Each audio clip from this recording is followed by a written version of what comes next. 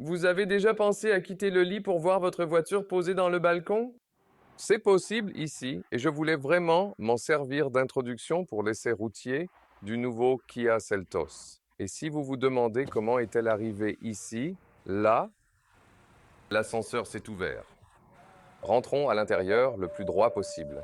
Et bien sûr, les bips sonores. Ici, vous pouvez voir à nouveau le système de caméra du véhicule. Ça a l'air bien. En fait, la qualité de la caméra est bonne. Oh, attendez. Là, l'ascenseur est déjà en train de se fermer. Et voilà. On était bien installé. Maintenant, l'ascenseur s'est de nouveau rouvert. Oh, il y a même une station de recharge dans le balcon. C'est sympa. C'est donc parfait pour les véhicules électriques aussi. Et avec une belle vue. Et cet ascenseur qui s'ouvre ou se referme lorsque l'on a envie de repartir avec la voiture. Et je viens de sortir mes bagages de la voiture. Donc, ouais, je peux entrer directement dans la chambre d'ici. C'est plutôt cool. Voilà.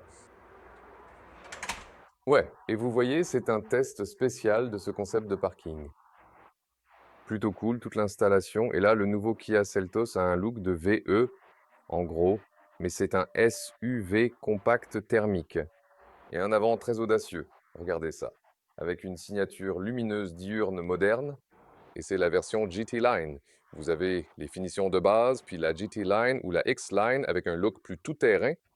Mais elles ne sont pas si différentes. Disons-le comme ça. Ici, on a les jantes de 19 pouces. Comme je vous l'ai déjà dit, ce sont les plus grandes ici. Les plus petites commencent à 16 pouces et une longueur de 4,43 pouces. Et le design arrière, ils l'appellent Star Map, un style introduit avec leur grand SUV électrique. Ça a l'air très moderne et, disons, plutôt anguleux, et on retrouve plus de ces touches GT Line dans la partie inférieure. Elle n'a qu'un essieu de torsion arrière en suspension. Voyons vite son comportement sur route. Pour ce qui est des moteurs, il s'agit du 4 cylindres turbo de 1,6 litres et c'est bien d'avoir une bonne isolation en dessous ainsi que des vérins à gaz. Il y a aussi ce moteur vu en Europe en boîte manuelle 6 ou DCT7 rapport. Et c'est aussi un modèle qu'on voit ici, 8,8 secondes pour l'accélération, transmission intégrale en option, sinon traction avant. Sur d'autres marchés, on a une boîte auto à 8 rapports. Intéressant aussi, bientôt ce 4 cylindres de 1,6 litres sera dispo en hybride classique. C'est aussi pour répondre à Toyota et parce que VW passe à l'hybride avec le T-Roc. Ce sera aussi une réponse au Kia Seltos. Hors d'Europe, certains marchés proposent le moteur atmosphérique de 2 litres de cylindrée. Voici la clé, faite d'un matériau très agréable. Quand vous ouvrez ou fermez le véhicule, automatiquement, les poignées de porte sortent vers vous. Et ensuite, elles sont manuelles. Reste que je préfère les poignées qui sont toujours sorties. Le bruit de fermeture. Bon, c'est vraiment très solide. Voyons aussi ce qu'il en est à l'arrière. C'est aussi très solide. À l'intérieur des portes, on a une belle structure, le dessus est souple, tout comme la coudoir. Commandes en plastique pour les vitres, simples et sympas. Chauffage et ventilation des sièges. Ça clignote quand c'est actif, c'est aussi intégré dans la portière passager. De base, on a des sièges en tissu ou un mélange tissu simili-cuir. Et ici, c'est le tout simili-cuir de la GT Line. Avec ce style bicolore, c'est magnifique. C'est perforé, très souple. Et on peut aussi l'associer à Opaque Confort, qui offre les sièges chauffants et ventilés. C'est super. D'ailleurs, ces appuis-têtes sont vraiment confortables car ils sont un peu souples, donc quand on s'appuie, c'est très agréable. On a ce logo GT Line juste ici. Vous voyez intégré juste là, et on a vraiment une ambiance de voiture premium. Impossible de dire autrement, surtout vu les sièges et ce tissu sur le tableau. Le haut ici est un peu plus dur. Là, ça apporte un peu plus de contraste. Boîte à gants classique en bas, pas trop petite, mais pas trop grande non plus. Et puis, il y a cette console centrale où on a soit cet espace très ouvert, soit on peut pousser ces porte-bouteilles Ils ont aussi ce design adaptatif à 2 points, n'est-ce pas? Voilà, ils serrent un peu mieux les bouteilles. Le chargeur sans fil ici, c'est cette surface en caoutchouc. Celui-ci, par contre, ne refroidit rien du tout, donc ça peut surchauffer. Ensuite, on a un accoudoir rembourré, on peut l'ouvrir, de l'espace dessous, et une prise 12 volts. Et en effet, je confirme, ces sièges sont très confortables, vraiment sympas. Et l'appui-tête est le meilleur élément, on peut vraiment s'adosser et se détendre. Et grâce à ça, on a tout de suite une sensation premium, voire de luxe, qu'on trouve d'habitude dans des voitures 2 fois plus chères. Et dans ce pack confort, qui inclut aussi les sièges ventilés, il suffit d'appuyer sur un bouton ici, sur le bas du siège. Et ensuite, ça recule, ça avance ou ça monte un peu sur la partie avant. Et là, on peut faire une sieste ou autre, ça recule comme ça. Et on peut vraiment profiter de la douceur de cet appui-tête. Donc ouais, c'est plutôt cool. Maintenant, l'aperçu du cockpit. Et je dois vraiment commencer par cette fonction parce que ces options de luxe, regardez ça. Siège chauffant, volant chauffant, siège ventilé intégré aux portières et le tout avec un bouton séparé. J'apprécie vraiment beaucoup ça. Je voulais juste vous montrer ça à nouveau dans la portière conducteur. Et puis ici, le volant de la GT Line. On a aussi ce design bicolore. C'est aussi un simili-cuir haut de gamme, très agréable, personne ne verrait la différence. Et des surpiqûres contrastées à l'intérieur. Et encore une fois, plus de molettes physiques. Le mode de conduite en bas pour sport, normal, éco. Et vous voyez ici les instruments digitaux, ils peuvent aussi être contrôlés par des molettes physiques ici. Ces boutons intérieurs pour la consommation et tout ça, à gauche, c'est aussi pour le régulateur de vitesse. Sur le côté droit, on a une molette de volume manuelle et aussi un bouton favori. Et puis, par exemple, ce bouton favori mène ici au système d'assistance pour pouvoir désactiver facilement certains trucs. Mais ce que vous pouvez aussi faire ici, c'est maintenir le bouton de volume enfoncé et ainsi l'avertisseur de vitesse, comme cette alerte sonore de l'UE, est désactivé. Et vous pouvez aussi l'annuler. Je pourrai bientôt le remontrer à nos spectateurs allemands. Et là, vous avez ce système d'infodivertissement classique. Oui. Et en gros, il fait le boulot. En général, ouais, le GPS intégré de la voiture, disons, n'est peut-être pas le plus moderne. C'est pour ça qu'on utilise l'intégration CarPlay et tout. Après aussi, on a plutôt un autre bouton favori ici, des grands boutons. Facile d'appuyer en conduisant, et une autre molette de volume manuelle. J'apprécie vraiment ça ici. Clim haut et bas, facile à régler au volant, vitesse du ventilo, tout est physique. J'adore. Ils font pareil dans leur VE. Ici, recharge USB-C pour la connexion. Et c'est 5 watts déjà à l'avant. 2. Waouh, c'est génial en fait. Et 3 USB. Pas de panne de batterie pour vos appareils. Le chargeur induction, comme dit, n'est pas ventilé. C'est peut-être le seul reproche ici. Ah, ils ont aussi intégré de la lumière d'ambiance sur le côté. Ah oui, il y a autre chose. Ici, le sélecteur de vitesse. En fait, c'est derrière, ce qui est d'habitude comme un bouton start-stop sympa, et puis marche avant, arrière, etc. Mais si vous avez de grandes jambes comme moi, mon genou arrive très très près de ça, je devrais régler le volant plus haut, mais ce n'est pas pratique non plus. Donc je préférerais que le changement de vitesse soit ailleurs, peut-être plus haut ou sur la console centrale, mais il voulait garder cet endroit épuré. Ouais, donc peut-être juste un peu plus haut, comme chez Mercedes ou autre. Ça, au fait, l'intégration de CarPlay, voilà à quoi ça ressemble. Et oui, le système audio Harman Kardon est franchement pas mal non plus. Cool. Portières arrière ici, plastique dur à l'intérieur. Et là, on a le chauffage des sièges arrière. Parfois, on n'a même pas ça dans des voitures 2 fois plus chères. Et on retrouve le même design ici pour le siège. Bicolore, le cuir haut de gamme rouge GT Line pour les sièges arrière. Ça a vraiment de la gueule. Pour la position d'assise, on peut régler le dossier facilement ici. Je tire sur un levier avec ma main gauche. On peut le redresser pour gagner du coffre, ou alors comme ça, ce qui serait plutôt normal. Mais même ici, c'est une position plutôt détendue. Je remonte un peu l'appui-tête pour ça. Ouais, le confort est aussi très bon à l'arrière. Voyons l'espace aux jambes juste là. Ça passe, même avec un grand conducteur. Plus de recharge USB-C au dos du siège. C'est donc bien caché, ouais. La qualité est vraiment top ici à l'arrière. Et pour l'espace à la tête, Avec mon mètre 89, ça passe. Voyons maintenant le coffre. On annonce 540 litres. Ça paraît pas mal grand. Et voilà. Ça s'ouvre par là? Oui, ça marche. On a donc 1 mètre de large et ici, la longueur normale est de 90 cm, mais si on rabat les sièges, la longueur totale atteint 1,70 m. C'est intéressant aussi, c'est la position de chargement où on a de l'espace jusqu'au siège, mais on peut aussi le reculer davantage. Donc c'est, vous savez, la position cargo pour charger plus de choses dans la partie supérieure. Et ce qui est aussi très notable ici, c'est qu'on a beaucoup d'espace en dessous et on peut même abaisser tout ce plancher à un niveau inférieur. C'est donc possible comme ça. Ou vous pouvez aussi l'enlever complètement. Et ce qui est intéressant, c'est qu'on a alors ici une hauteur de 80 cm.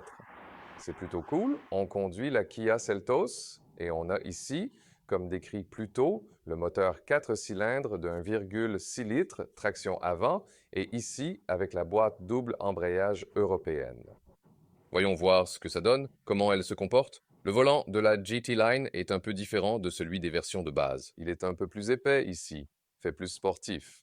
La matière, comme dit plus tôt, ce simili-cuir hybride est agréable au toucher. Et ça donne vraiment une sensation de conduite très naturelle. Je dois dire que parfois ça manque un peu sur les véhicules modernes. Mais ici, il n'y a pas de zone morte. Une réaction très agréable. Vous avez aussi le mode sport, du coup. Est-ce que ça change beaucoup la direction? Un tout petit peu, juste un peu. Le volant reste très léger. Voyons ça. Le mode sport va plutôt faire monter les tours. C'est le changement le plus marquant quand on passe en mode sport. Et il n'y a pas de double vitrage feuilleté ou autre sur les vitres. Donc on va devoir tester bientôt ces performances NVH sur l'autoroute. Bien sûr, on va sur l'autobahn pour vous puisqu'on est en Allemagne aujourd'hui. Et nous faisons toujours autant d'autobahn que cela est possible. Là, aussi avec le start-stop, et puis ça repart. Jusqu'ici, tout se fait en douceur. Et la DCT passe les rapports de manière très fluide. C'est sympa.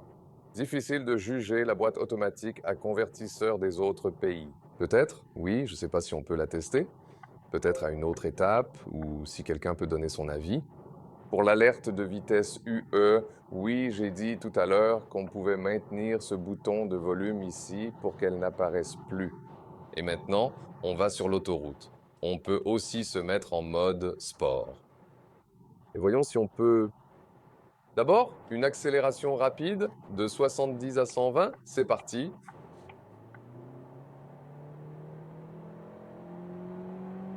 Ça suffit. Bien sûr, de 70 à 110. Faut rester prudent ici, ils ne peuvent pas m'échapper. Ouais, tu vois bien, ce n'est pas le plus gros moteur, donc la réaction n'est pas très spontanée. Ça prend un peu de temps, mais la vitesse sera, disons, suffisante dans la plupart des cas. Les changements de voie, ici, sont très bien exécutés. Du 16 au 19 pouces ici, le plus grand en 19 pouces. Mais quand on passe sur des nids de poules ou autres, on sent bien qu'on est sur du 19 pouces. Si vous voulez plus de confort, mieux vaut rester sur des roues plus petites. On n'a pas la suspension la plus sophistiquée dans ce segment de véhicule. Il faut aussi faire des compromis, comme je l'ai dit plus tôt, avec l'essieu de torsion à l'arrière. Et on le ressent vraiment sur les bosses transversales ou bien les nids de poules sur la route. Oui, il y a plus confortable, mais on est dans la catégorie des SUV compacts. Et le point fort de ce véhicule, c'est qu'il a vraiment cette touche intérieure premium très sympa. On le ressent aussi en conduisant. Il fait très chaud aujourd'hui, c'est pour ça que j'ai déjà activé les sièges ventilés, par exemple. Une fonction très sympa, ce genre de choses qu'il y a quelques années, certains ne connaissaient même pas. Mais c'est une fonction. Tesla l'a mise de série sur plein de modèles Y et modèle 3. Et puis de plus en plus de gens ont découvert que c'était super. Et quand on y a goûté en été, on ne peut plus s'en passer. C'est ça le truc avec la ventilation des sièges. Et au fait, c'est différent. Certains soufflent l'air, d'autres l'aspirent. En gros, je dois toujours demander à l'expert produit si quelqu'un est au courant. C'est un détail très précis, mais c'est aussi important pour le confort, en fait. C'est différent, du coup. Alors maintenant, un peu plus d'autoroute, les changements de voie sont vraiment très bien faits. On ressent, je me sens très connecté à la route en fait, peut-être même un peu trop. Du coup, ça secoue un peu de temps en temps. Ouais, là, par exemple. Du coup, vu l'extérieur et l'intérieur de cette voiture, on se demande, qu'est-ce qui peut être mieux? Oui, comme je disais tout à l'heure, l'espace pour les genoux. Je dois souvent mettre mon genou à droite de ce levier de vitesse. J'ai également remarqué que les tapis de sol arrière ne sont pas du tout fixés. Du coup, quand je suis monté et descendu après le tournage, ils ont glissé parce que j'allais un peu plus vite. Ouais, et puis la suspension pourrait être plus confortable. On peut jouer un peu là-dessus avec le choix des jantes, mais c'est tout. Alors ouais, ce sont mes seuls reproches en fait. Et puis ici, on peut aussi facilement désactiver ou activer, si vous voulez, l'assistant de maintien de voix actif. Donc super sympa avec les boutons et tout. Les systèmes d'assistance ici qui nous maintiennent activement dans la voie. Il y a aussi un détecteur d'angle mort disponible. Et jusqu'ici, ouais, quelques réactions ici et là. C'était un avertissement pour... Intéressant. C'est comme une détection pour voir si je suis toujours là. Mais comme j'ai l'habitude d'avoir le volant assez bas, à cause de mon buste, peut-être que ça... Il ne voit pas que je suis là parce que le volant bloque la partie supérieure du capteur ou un truc du genre. Intéressant. Le détecteur d'angle mort est là dans les rétros. Un peu trop de correction à gauche et à droite, mais globalement utilisable avec cette fonction. Ça fonctionne. Voilà encore ce truc. Voyons si on peut désactiver ça. Peut-être désactiver l'alerte de vigilance. Voyons. Oui, là c'est éteint. C'est aussi un bon point ici, avec le raccourci, on peut la programmer, on peut personnaliser ça. Et dans ce cas, ça mène directement à ce menu. Donc ouais, c'est sympa à voir. Il y a encore une chose que je voudrais aussi tester. Alors, accélérons un tout petit peu le mouvement maintenant. C'est une belle autoroute ici, vous savez, genre 4 voies. Alors, ah oui, média. Ah d'accord. Oui, média retourne directement sur CarPlay, c'est pas mal aussi. Et là, quand je veux changer de voix, j'ai aussi un avertisseur d'angle mort en plus. Ça me montre en gros sur l'image de la caméra ce qu'il y a à côté de moi. C'est donc comme une fonction d'angle mort supplémentaire. Ça a été introduit par Kia et Hyundai et ça ressemble à un changement de voix semi-autonome. C'est très bien exécuté, il faut le dire. C'était cool. Donc, on a aussi des systèmes d'assistance modernes dans ce Kia Seltos, à 120 km/h. Pas hyper bruyant ni super silencieux, je dirais que l'insonorisation y est moyenne. Comme je l'ai dit, pas mal, mais pas non plus au top niveau. Je dirais que là, à 114, on est à environ 70 miles à l'heure. Ça reste une bonne vitesse de croisière. En se concentrant sur le confort des sièges, c'est vraiment ce qui fait Ah, ouais, et cet appuie-tête, pas vrai? C'est tellement agréable et confortable. J'adore vraiment ça. Et la sensation de direction, comme je l'ai dit, est très bonne. Donc, globalement, oui, il ne faut pas s'attendre aux suspensions les plus sophistiquées. Mais si l'on regarde l'ensemble du véhicule, ça tient tout de même la route. On vous tiendra aussi vite au courant pour la consommation d'aujourd'hui avec un bon mix d'autoroute. Et un peu de campagne et de ville pour que vous ayez ainsi une valeur super réaliste. Et la conso sur notre trajet d'aujourd'hui, quand on fait surtout du 100-120 km/h sur l'autoroute, un truc comme ça, avec un peu de campagne et de ville, vous pouvez tourner autour de 7 litres au 100 km avec ce moteur non hybride. Environ 34 miles par gallon US, 41 miles par gallon UK. Le prix de départ est actuellement de 34 000 euros. Et si vous optez pour cette version GT Line haut de gamme et avec la transmission intégrale qu'on n'avait pas aujourd'hui, là vous pouvez monter jusqu'à environ 47 000 euros. Que pensez-vous du Kia Seltos? Je trouve que c'est une belle offre sur le segment des SUV compacts thermiques. Et vous devriez voir des vidéos de concurrents